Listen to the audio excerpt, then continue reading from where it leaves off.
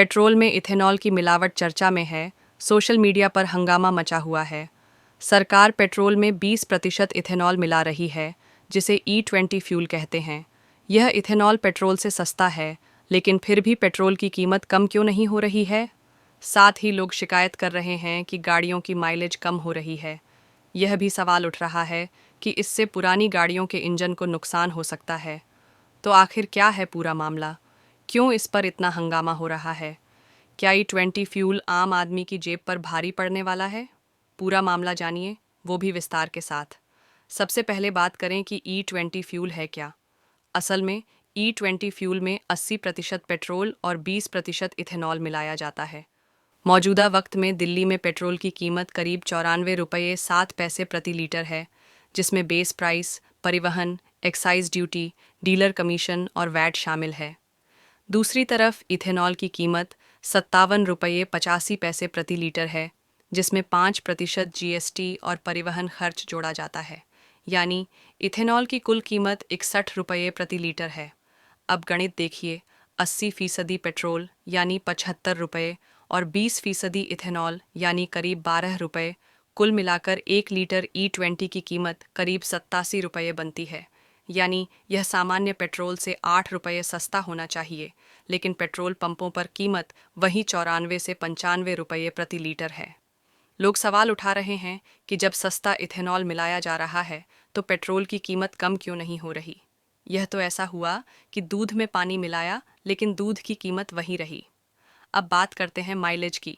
सरकार ने माना कि इथेनॉल मिलने से गाड़ियों की माइलेज में 1 से 2% की कमी आ सकती है और पुरानी गाड़ियों में 3 से 6% कमी आ सकती है।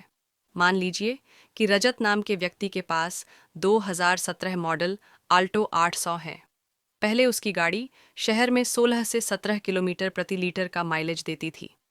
ऑफिस घर से 16 किलोमीटर दूर है, यानी रोज आने जाने में 2 लीटर पेट्रोल लगता था।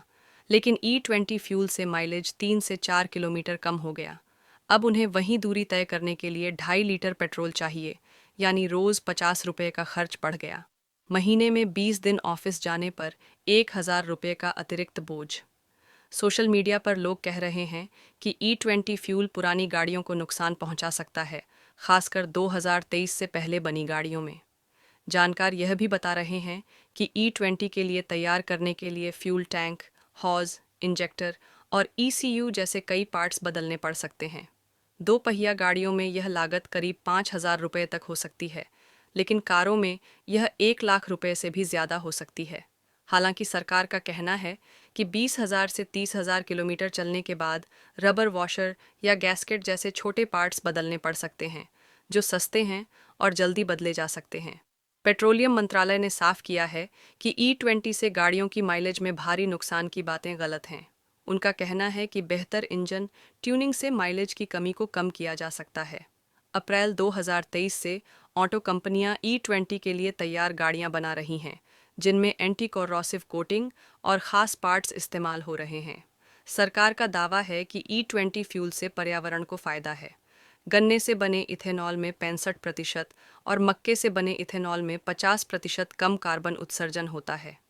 2014 से अब तक इथेनॉल ने 698 लाख टन CO2 उत्सर्जन कम किया है। साथ ही कच्चे तेल का आयात कम होने से 1.4 लाख करोड़ रुपए की बचत हुई है और किसानों को 1.2 लाख करोड़ रुपए मिले हैं। लेकिन लोग सवाल उठा रहे हैं कि अगर इतनी बचत हो रही है, तो उनकी जेब पर क्यों बोझ बढ़ रहा है? इसका जवाब आप हमें कमेंट में दीजिए।